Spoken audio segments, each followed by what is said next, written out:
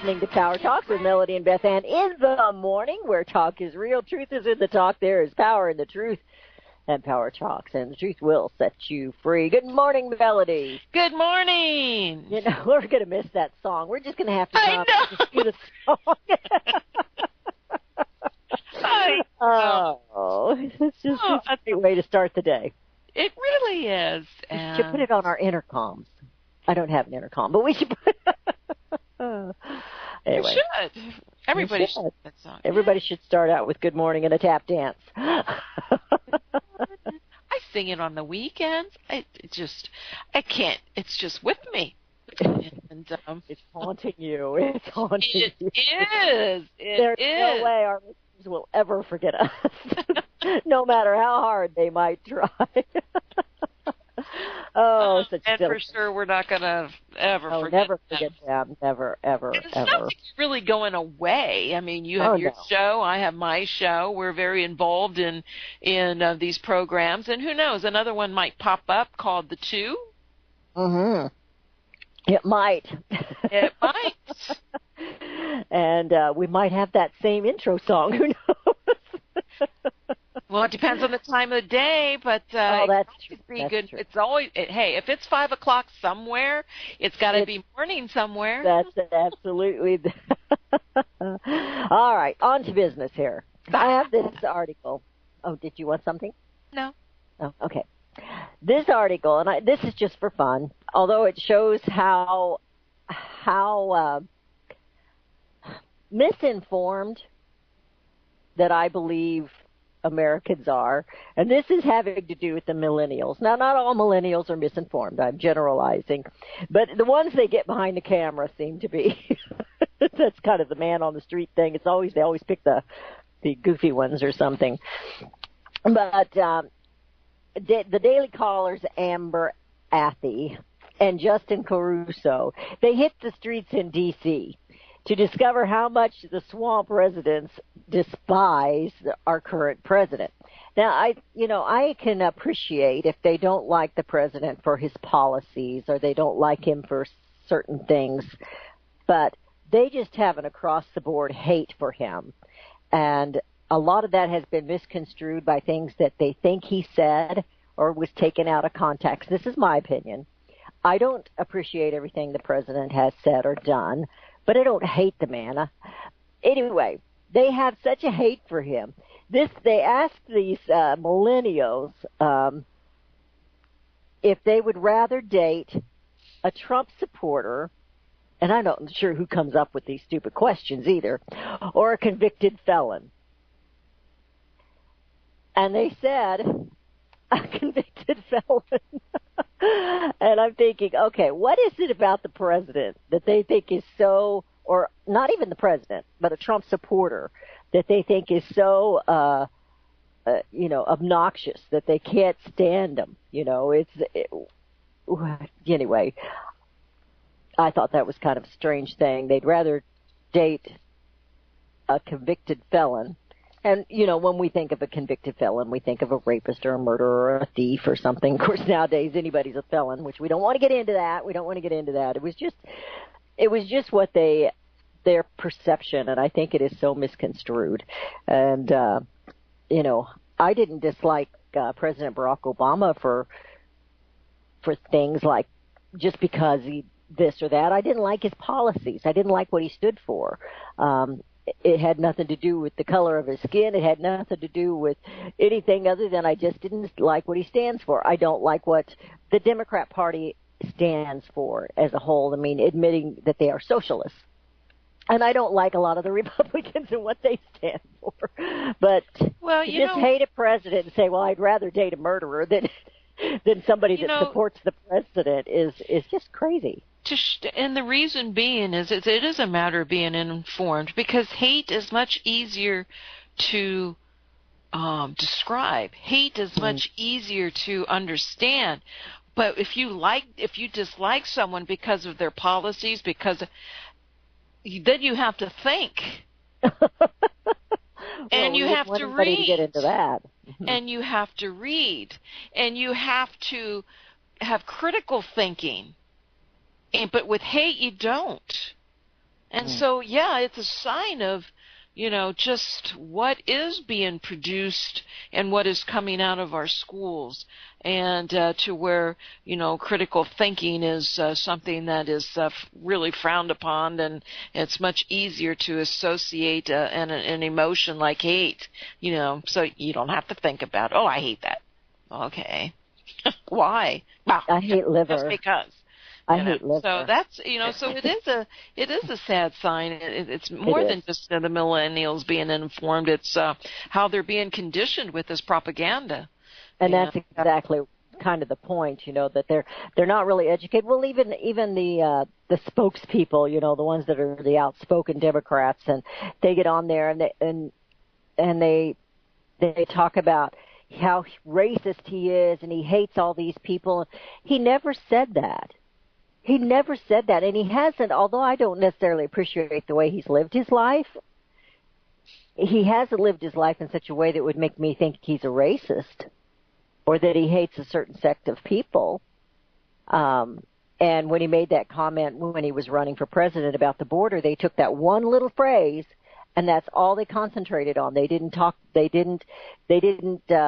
it completely out of context. Completely out of context, and that's Did you like Archie Bunker? I laughed at Archie Bunker. Did you think he was racist? Yes, I did. All right. Okay. And what was the point with that?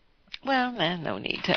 I wanted to talk about the elections in Pennsylvania. There was primaries yesterday, and mainly this is I know Pennsylvania did, and not sure about how many other states had any type of primaries. But what's interesting about Pennsylvania, and they were focused because they reorganized the sections. Because everybody was complaining that, the reason Trump got so many votes in Pennsylvania was because, the way it's set up and, blah, blah, blah. So they rearranged them. And that was also with the other election they had recently. It was issues and so forth. But what's interesting about this one, 4 Democratic candidates, 4 of them, backed by the Democratic Socialists of America, won primary elections for legislative seats in Pennsylvania yesterday. Wow. In the Pittsburgh area, Summer Lee and Sarah Inamorato, Democrats who are both members of the DSA, won primaries for the state house districts 34 and 21. Districts was the word I was trying to think of. Lee and Inamorato defeated state representatives Paul Costa and Dom Costa, both Democrats. They do not have Republican opponents in the general election. Paul Costa congratulated Lee on her victory, telling the Pittsburgh Post-Gazette that her campaign had done a better job getting people out to vote. They energized a lot of people, and those people showed up at the polls. Let's see.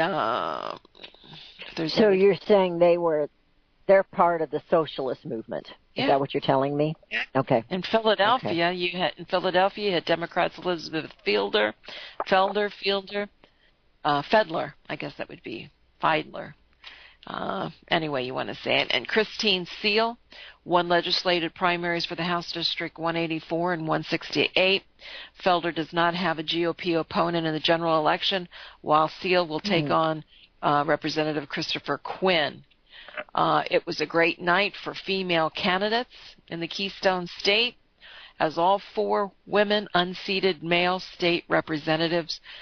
Pennsylvania has an all-male delegation to the U.S. Congress, but several women won primaries for the House on Tuesday night and will be favorites in November. The DSA, Democratic Socialists of America, hailed the legislative victories as a huge moment for their socialist movement. Ariel Cohen, a co-chair of the Pittsburgh DSA chapter, told Huffington Post that she feels a monumental shift after the victories, noting DSA's growing membership since Trump's election. We won on popular demands that were deemed impossible. We won on health care for all. We won on free education. we're turning the state the right shade of red tonight. Yeah, communist red. Yeah. So that's wow, seriously, they must. So when you're looking, and you know what, several of them, it sounded like at least two of them you mentioned. Yeah. Okay. Females. At least two of them you mentioned don't even have opposition on the Republican side coming up. Then. Correct. So they're pretty much in. Correct. Well, we'll have to wait and see November, but that's what it sounds like to me from this article. But if they don't have anybody running against them, I don't see how they're going to lose. Yeah. Okay. Yeah. Well, that's pretty sad, I isn't don't it? know if something can pop up, later on, but monumental shift, and they're females. Well, and they're running, and they made them. Well, I know, but they made them. But what's interesting is the attraction, is my point, and the monumental shift, and free health care, free education, free this, free that. I don't know how old these women are. Everything's free in America for a small fee in America. Climb. I have a friend that used to say he thought that was where the country went wrong is when they let women vote. I know I'm going to get in trouble for saying that, but I'm just repeating. I'm not agreeing necessarily.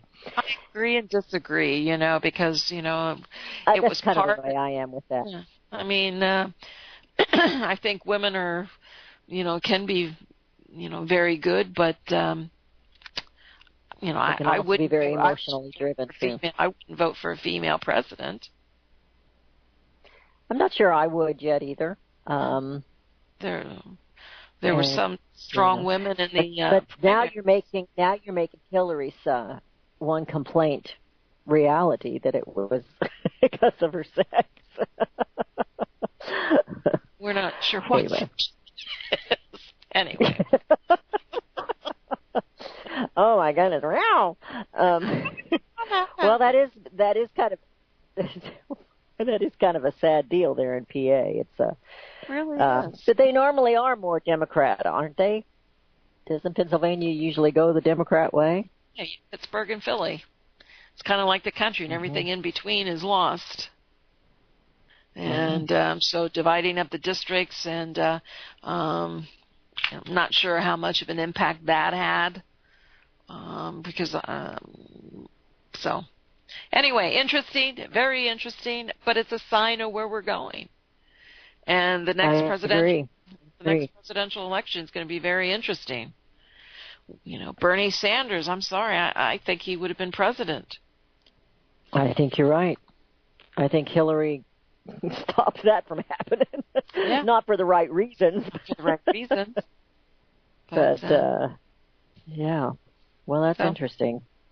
And, I have a friend from the Philly area, and he's very conservative, but I would say he's probably the exception to the rule there.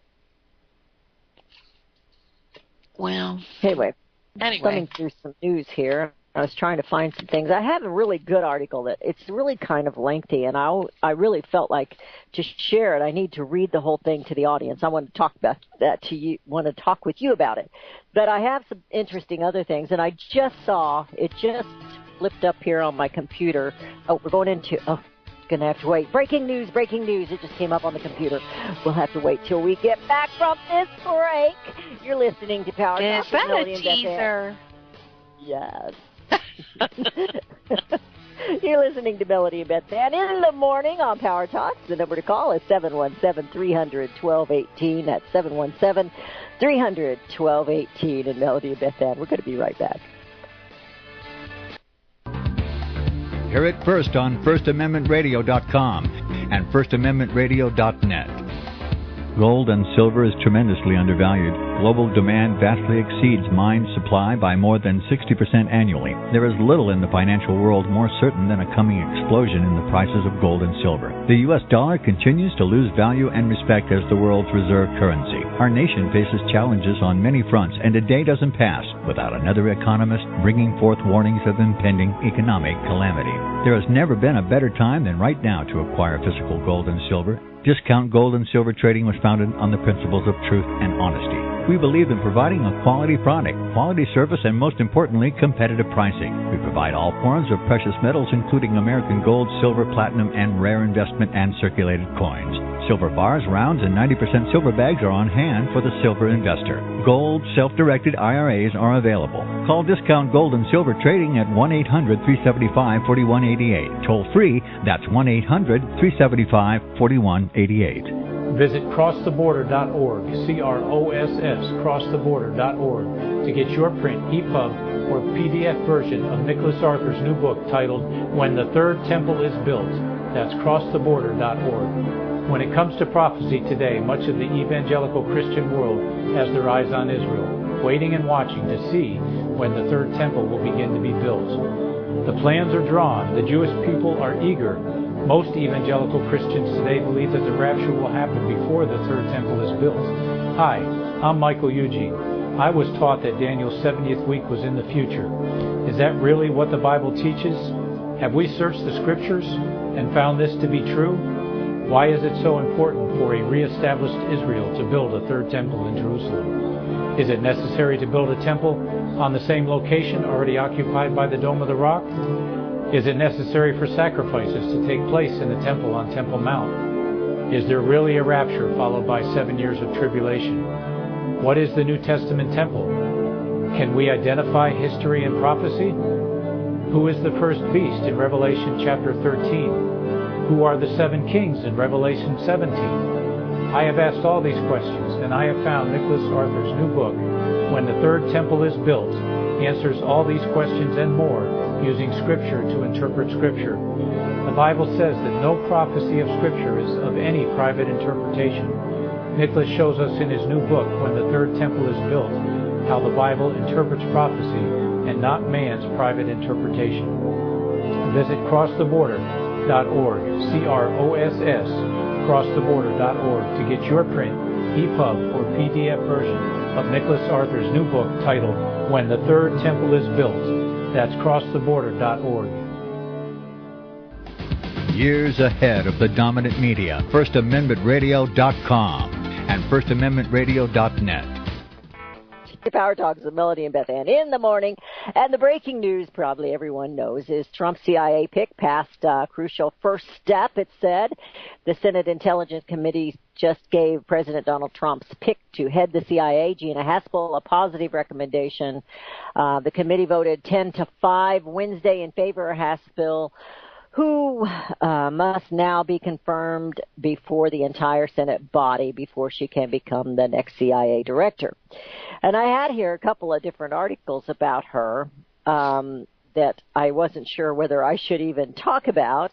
One is the Democrat Warner is going to give her his backing, Mark Warner, because just in a nutshell, it's a pretty lengthy article, but he's going to give her because he believes that she will go after Trump if they find out that Trump's been doing stuff illegally, that he's been a bad boy.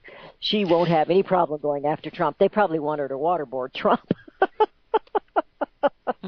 So that's why he's going to approve her, because he thinks she'll go after Trump. Well, you know what? I just saw another right before we were talking about the primary in Pennsylvania, and I saw another headline that I pulled up just as we came on, and it's women. And in other states, Nebraska, another woman, a Bernie Sanders-style liberal, she won.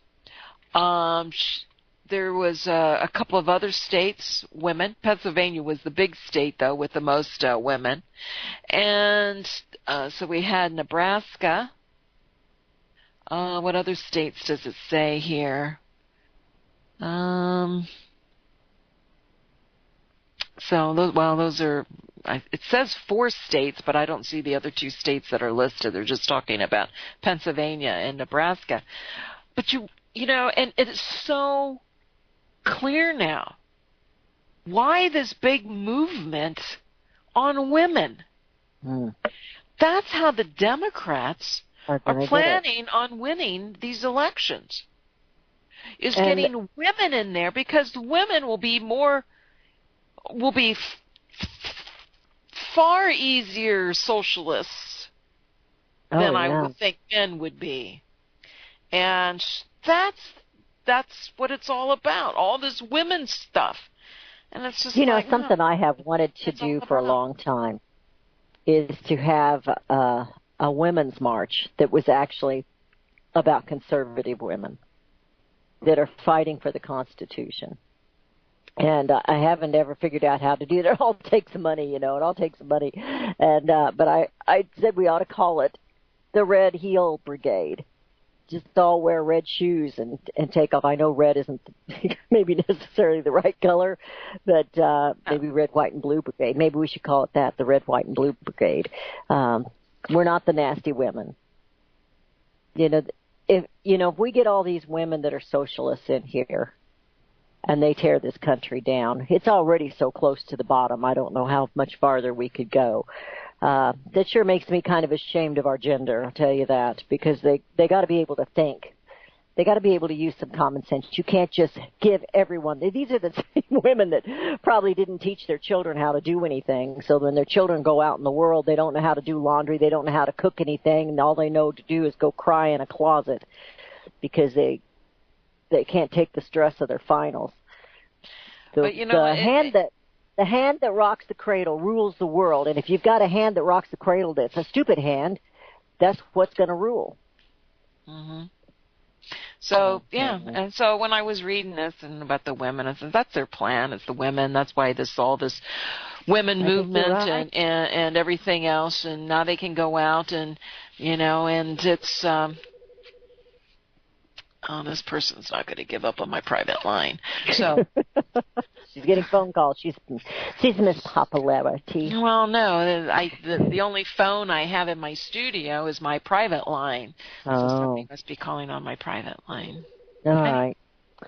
Well, we talked I want to go back to where we were, and then we'll stop this. So this is about the CIA pick, and of course, the two Republicans that have been very much against are Rand Paul and Senator McCain.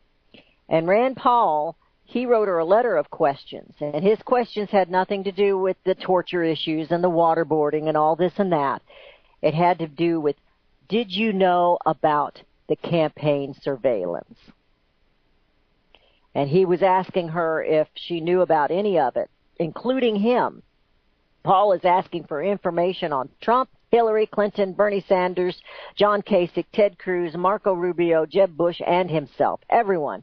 Did she know? Did the CIA do this? And I thought that was a pretty good question. But I don't know if it's the appropriate time to ask it, but maybe it is. I don't know. But he did this in a letter to her. So I thought the difference of the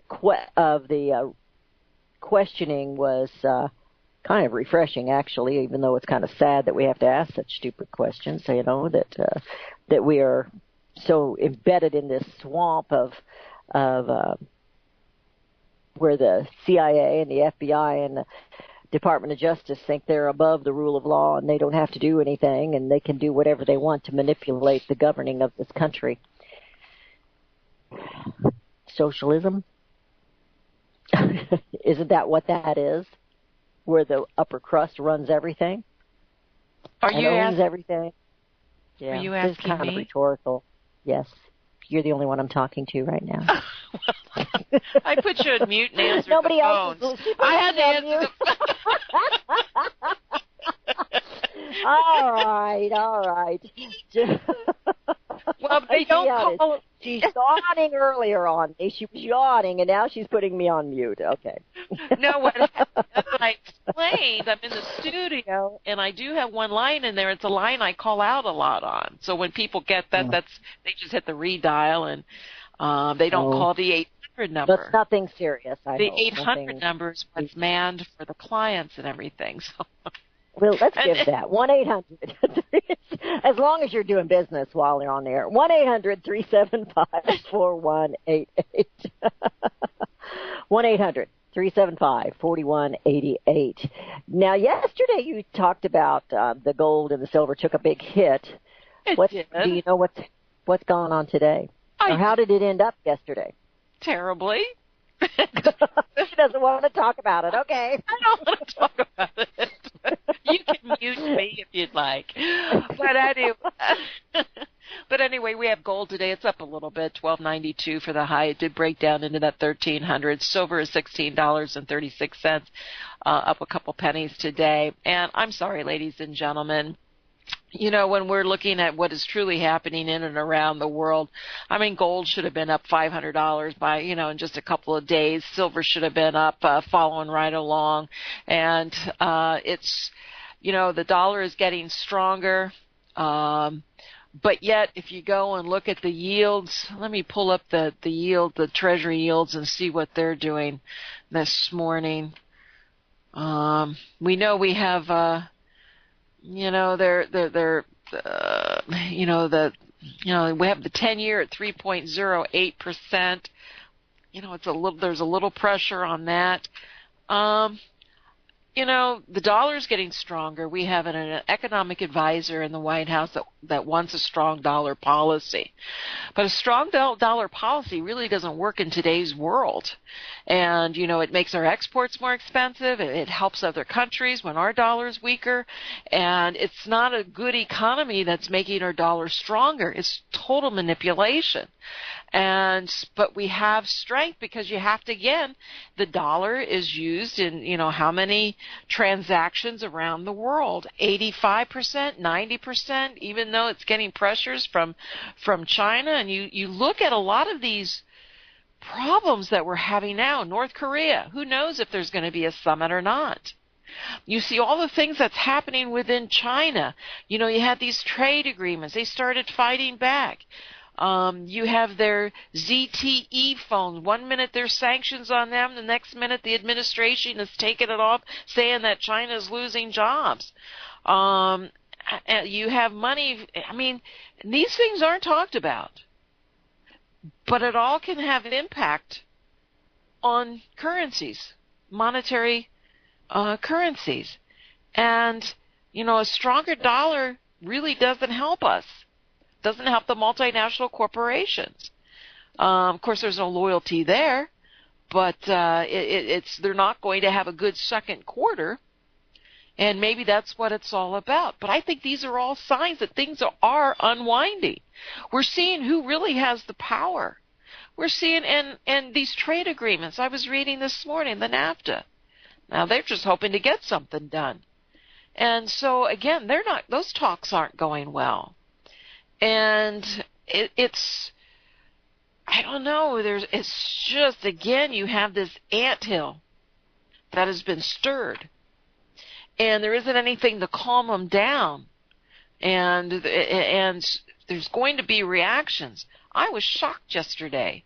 Not surprised. I was shocked that you had such a big impact on gold, particularly after the uprising and with the trade agreement being eliminated, not the trade agreement, but the agreement that we had with Iran, the stuff that's going on with Israel, the stuff that's going on with North Korea now, the underlying trade issues that we're having.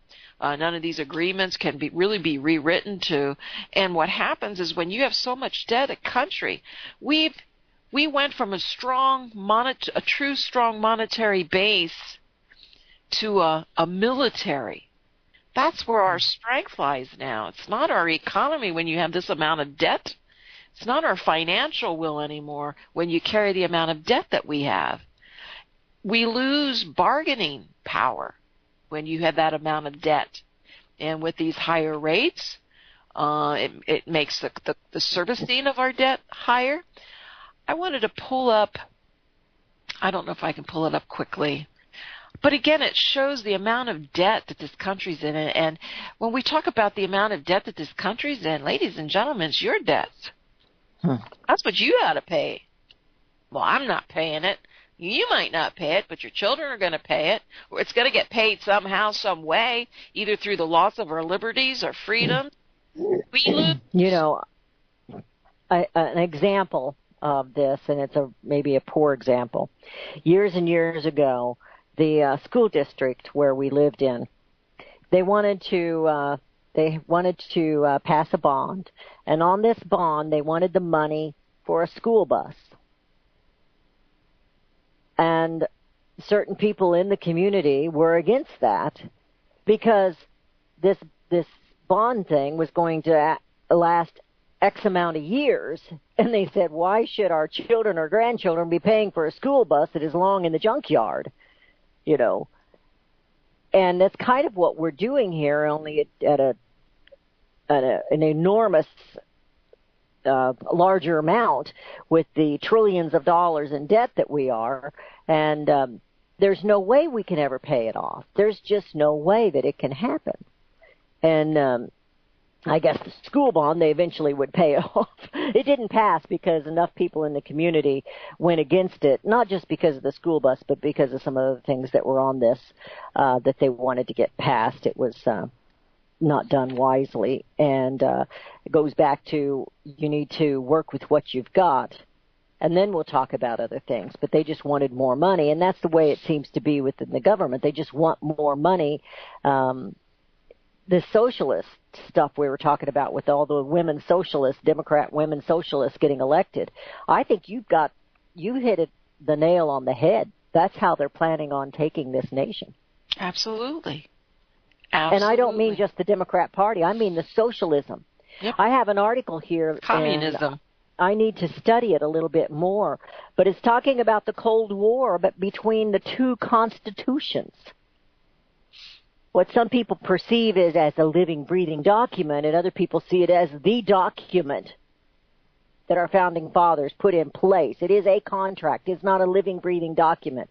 I mean, if you were working for someone and you go in, you know, I know this is what this says on my job description here, but we can change it a little bit because things aren't exactly the same way they were as when you hired me 7 years ago. And that's what they're trying to say with the Constitution. And it's called our Cold Civil War over two constitutions. And I read it quickly this morning, but I wanted to study it before we really got into depth talking about it. Why do you think the elite, the powers, hate history? Why do you think they're trying to change our history? Why do you think you see all these changes and pulling down statues and putting these negative things on there? Because you're right. The Constitution is our history. It is this country. It's exactly right. It is what we founded on. So if they can change statues and remove and change our history, it's also they can get to the base, the structure of the history and change it. That's their goal. Oh, absolutely. And it's just like, you know, you wonder why they do this. Well, that's why. It's not that difficult to figure out. It's just like these women. These women are being used.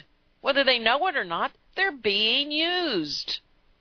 I saw not an article, I saw an interview last night, and on I believe it was Laura Ingraham, and they were getting a little out of hand, and she kind of settled them down.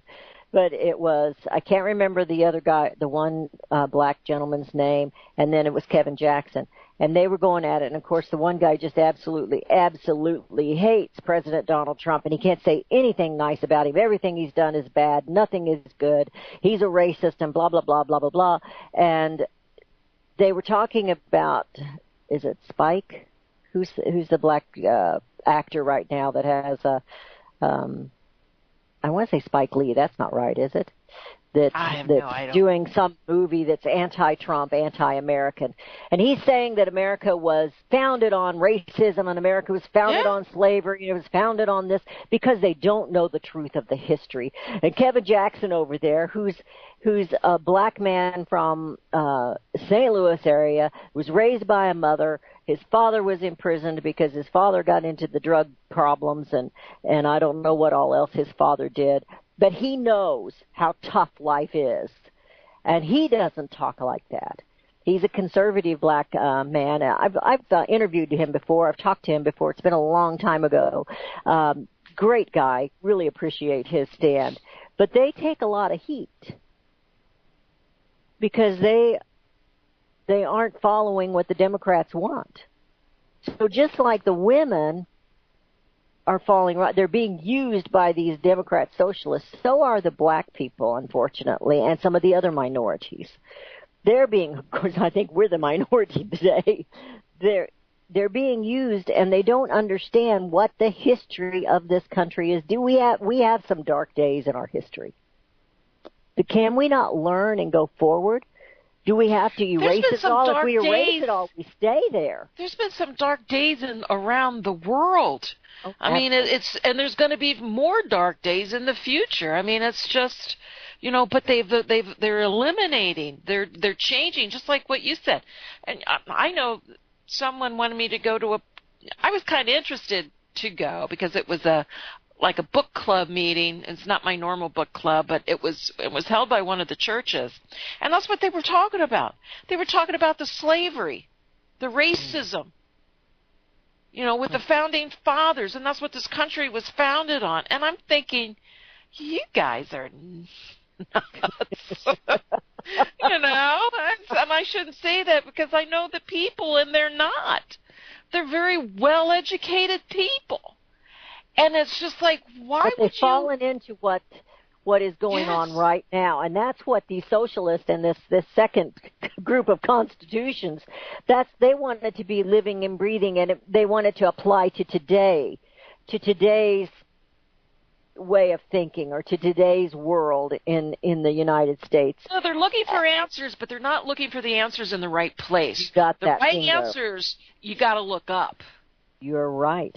And Absolutely. so they're looking for other answers to try to figure out what is going on and so forth, but they're looking in the wrong places, and then they allow someone to take them down this road that they probably shouldn't go because they think it's socially acceptable. This is what society is about. This is what they need to accept and how they need to behave.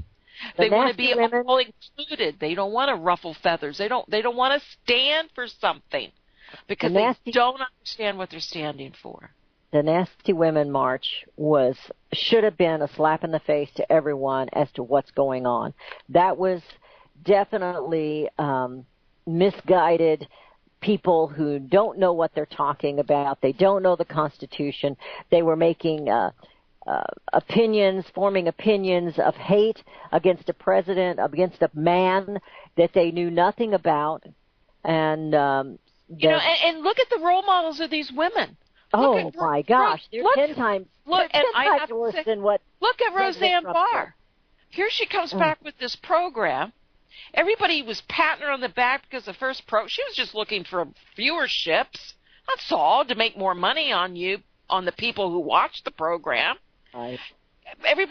That's a role model. Has everyone forgotten that she was the one that did the first lesbian kiss on her program on TV? I mean, these people have.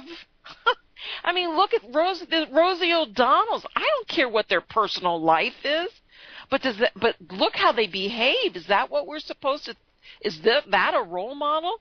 The way they behave, the filth, the language. They're disgusting, and it's not their sexual preferences or anything like that. It's pretty much them as a human being. But hey. Well, it's the image that they portray, and it's not a good image for the young people of the United States. And we have done the young people here in this country a disservice by spoiling them rotten, by telling them they deserve this, they deserve that, instead of telling them you need to work for what you get. And I don't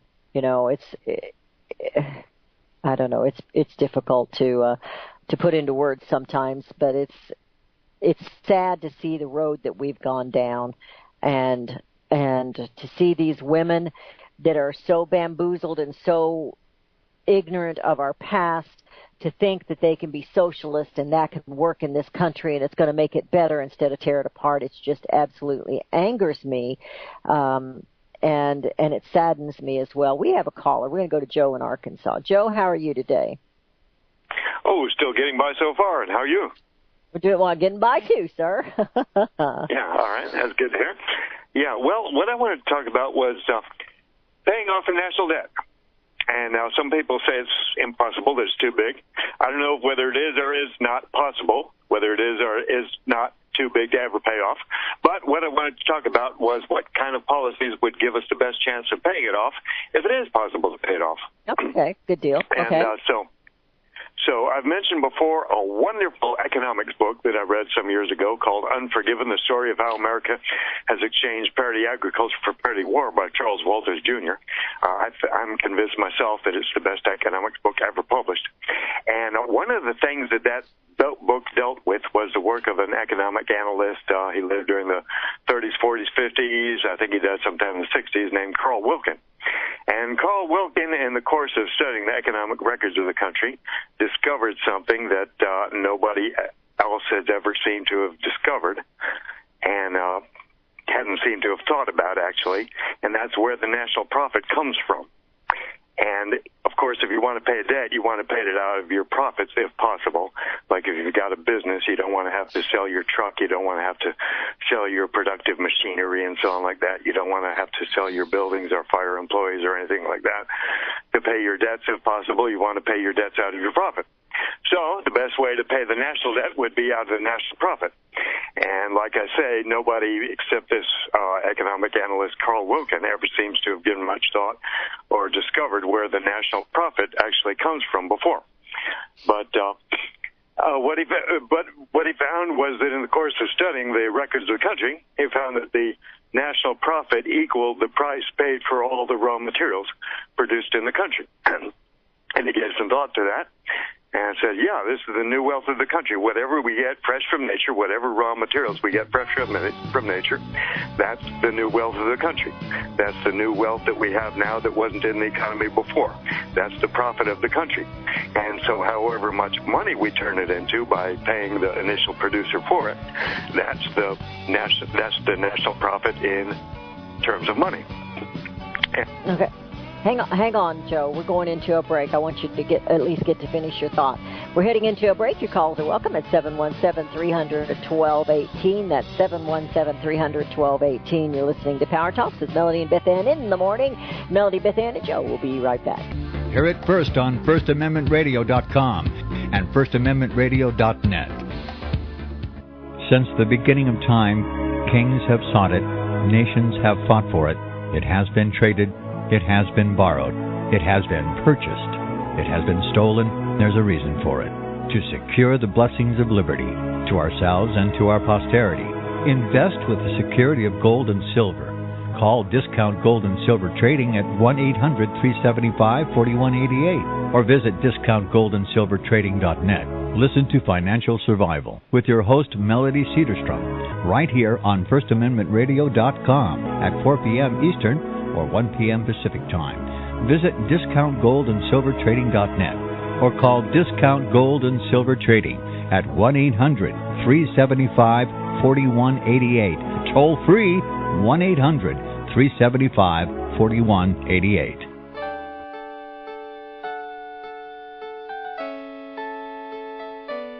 The program you are listening to is 100% sponsored by you, the listener, on this First Amendment Rights Media channel. You will notice that there are few commercials on this radio network. There's a good reason for that. Corporate advertising dollars come with strings that limit program content. So without your help, these programs cannot continue on internet or our several affiliates. If you benefit by the educational law programs, we ask you to give. If you are admonished or nurtured by the Bible and ministry programs, we ask you to give. If some voice a cause that you are passionate about, we ask you to give. If you believe in any of these, we ask you to support them as you would a missionary on a continual basis, as if giving a tithe for missionary radio. These programs are not commercially viable and must be supported by those faithful to the cause of truth. Look for the button to sponsor your favorite programs at our listen and schedule pages on the internet. Then, when you subscribe, we will send you the last quarterly MP3 CD of that program immediately, and continue to do so with each new quarter. We will also give you unlimited archive access to all of our programs. We're asking you to give much less than a tithe, so that you may also send support directly to a particular program host, cause, and anywhere else the Spirit may lead you. Do all to the glory of our God and Creator, for His holy nation, the only kingdom that will last forever. Thank you for listening.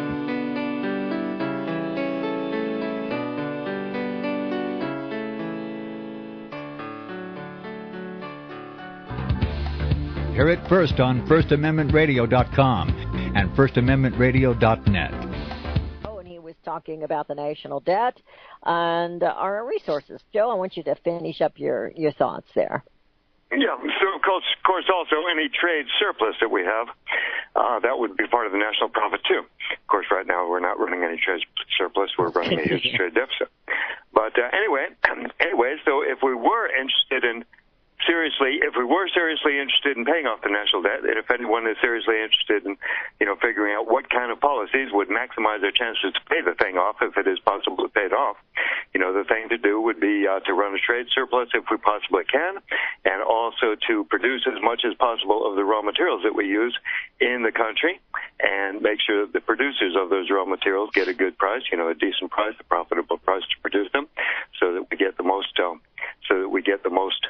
money, so that we turn our profit, our new wealth, so that we turn the national profit in terms of actual physical commodities into as much monetary equivalent, you might say, as possible.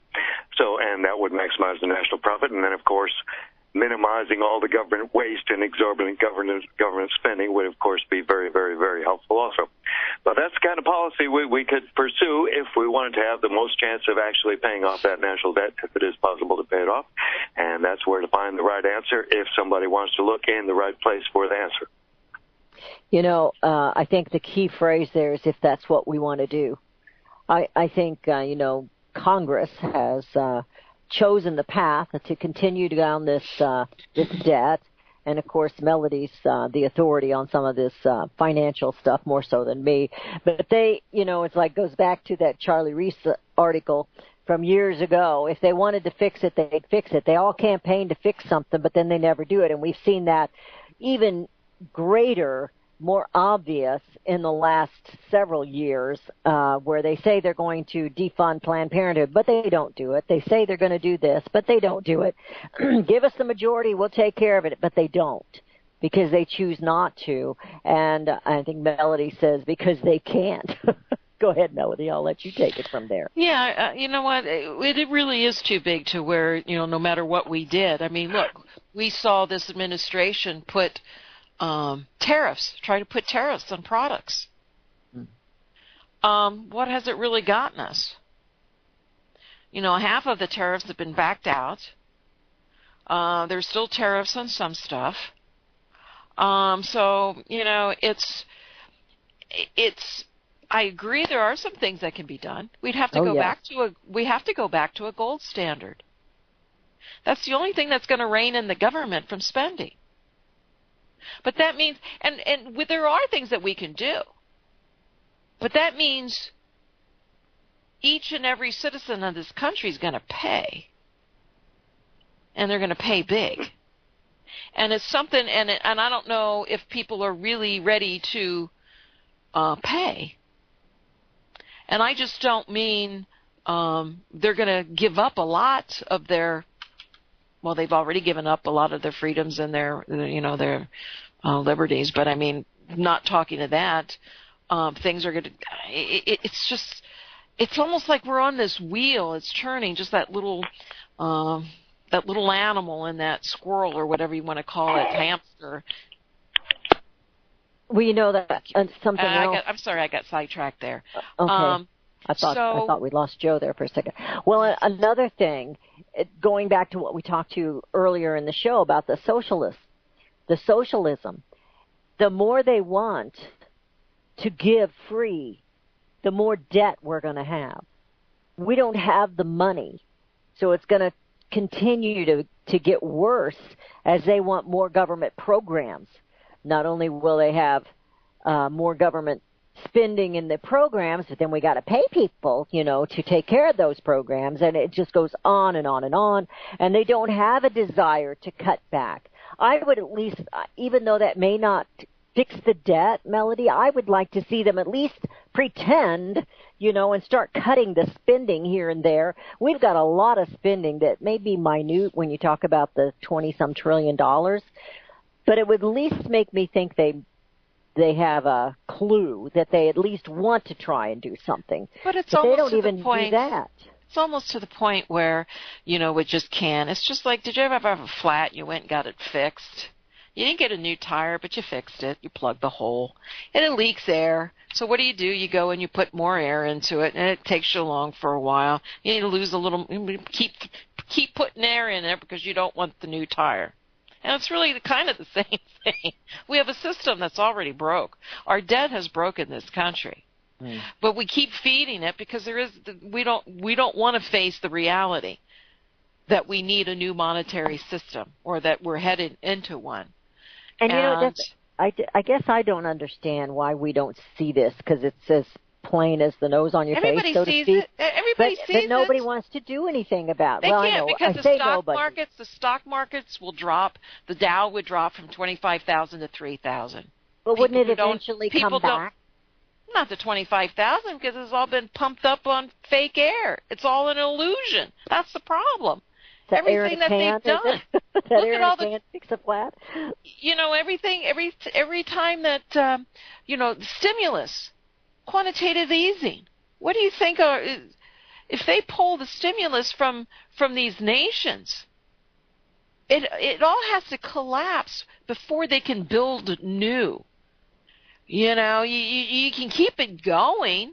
You can make little tweaks here and there, but you're not going to fix the problems until the problems fixes themselves. And eventually that tire goes flat.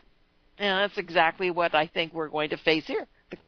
Our economic system will go flat. Our monetary policy will be broken.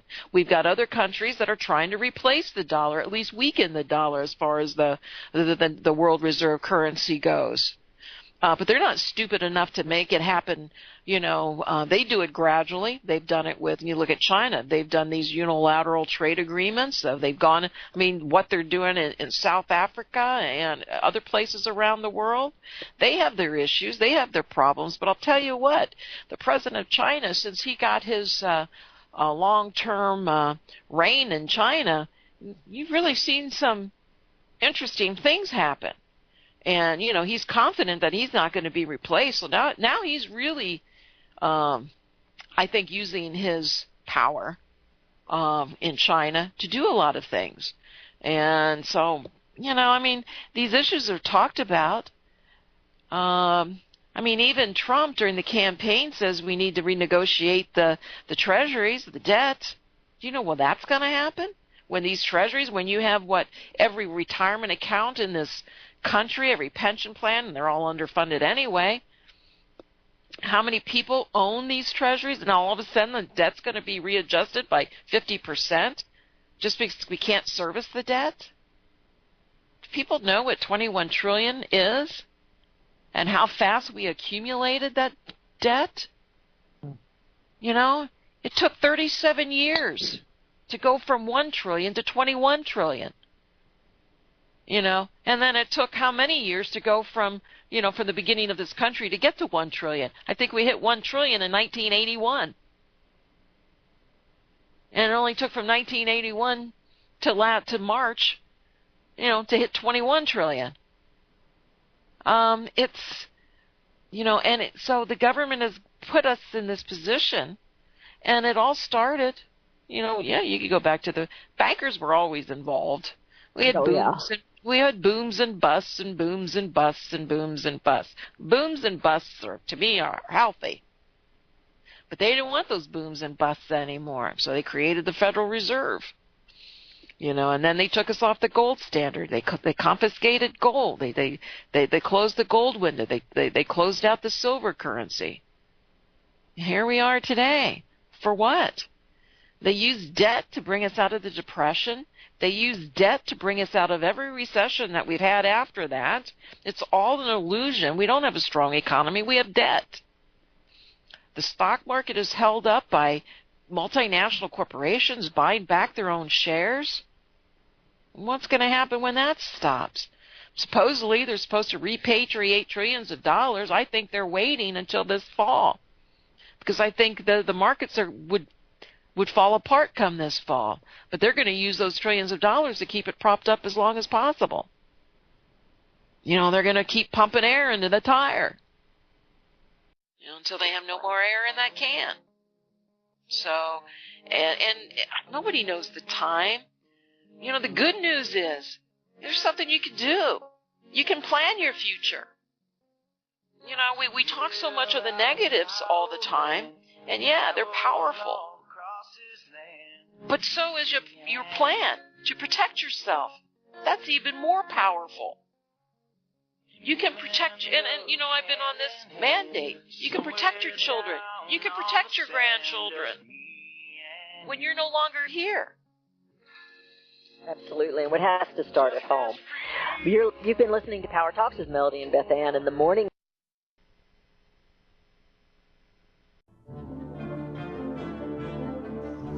Visit crosstheborder.org, CROSS, crosstheborder.org, to get your print, EPUB, or PDF version of Nicholas Arthur's new book titled When the Third Temple is Built. That's crosstheborder.org. When it comes to prophecy today, much of the evangelical Christian world has their eyes on Israel, waiting and watching to see when the third temple will begin to be built.